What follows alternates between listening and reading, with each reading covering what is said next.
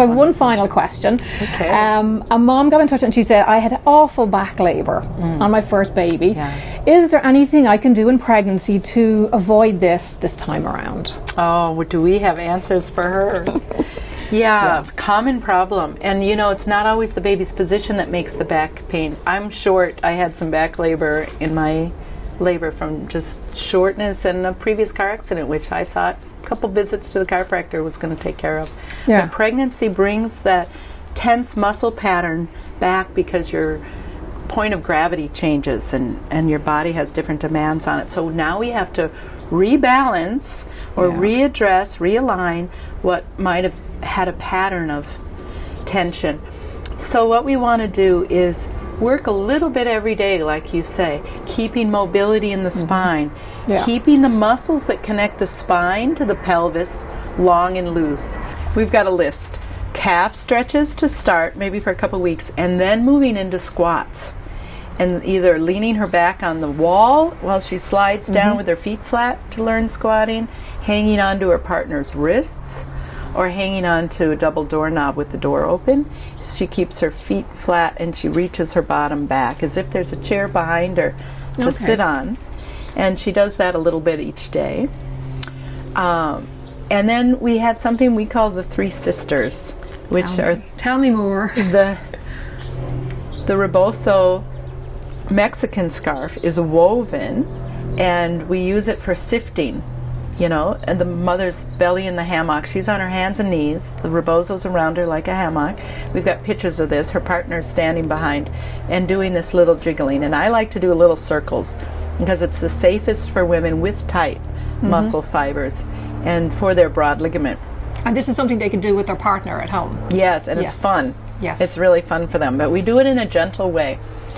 And then if they have no high blood pressure or glaucoma, they can do something called the forward-leaning inversion, where they're actually knees on the edge of a low stool, low couch or bed, and hands and then elbows on the floor with the chin tucked.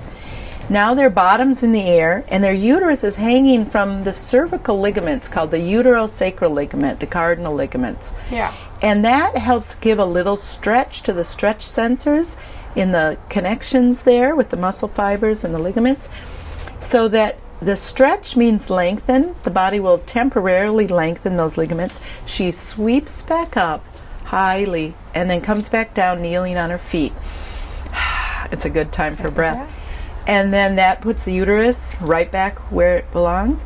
This is only done for 3 breaths, so 30 seconds approximately, once a day.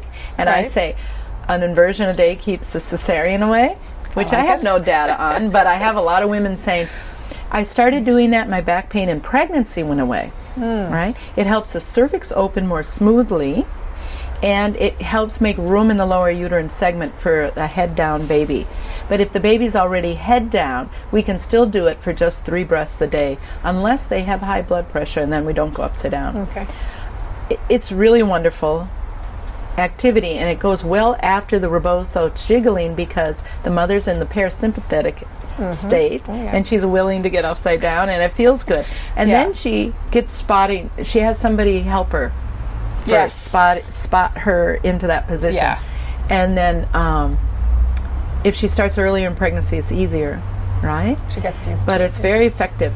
And followed by the sideline release, which helps 30-some muscles to the pelvis. We do it on both sides. All these instructions are at spinningbabies.com. I was about to say, so if a mom has seen this video and says, okay, where can I learn more?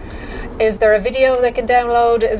How can they find out more? Yes, they can either come to spinningbabies.com or they could go to Vimeo and look for the Spinning Babies Parent Class video. Okay. She can get it hard copy DVD, or it's cheaper to download it from Vimeo, of course.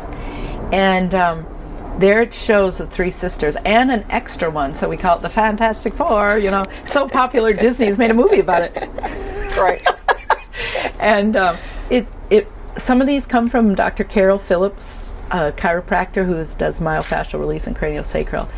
And I was very skeptical at first. Why would you take all this time to do this with a pregnant woman where birth is natural. But then I realized she's working with women who have special issues, longer labors, posterior babies, breech babies. This is a sign, you know, the baby would be chin tucked and on the left if it had room. So she really seems to have discovered a very key way of making these muscles longer in a short period of time. It has to be repeated. Yeah. Right? And then the daily activities, the daily essentials video, shows how to keep your body nice and balanced and soft and aligned, and how to get in and out of the car safely without getting sciatic nerve pain or, you know, everything like that. Parent class. So these are two videos that go well together. Daily essentials for everybody. Parent class for those birth nerds who want to know, what activities can I do with my partner, with my doula, with my friend now in pregnancy?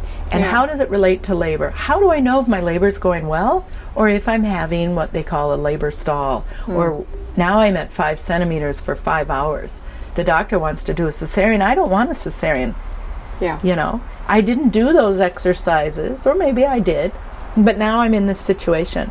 What can I do now? And it shows how to identify a problem and what to do about it. Fantastic. Yeah. Right. More tools for parents to use. Yeah. Even in labor. I really think we can reduce unnecessary cesareans dramatically. The nurses and doctors and midwives are very excited about spinning babies because they have tools that they can help parents. Yeah, definitely. It helps them do their job better, you know, and more satisfying when you can work with the moms. And fantastic. Thank you so much, Gail, for spending the time with us today. And thanks, everybody. We'll see you on the next edition.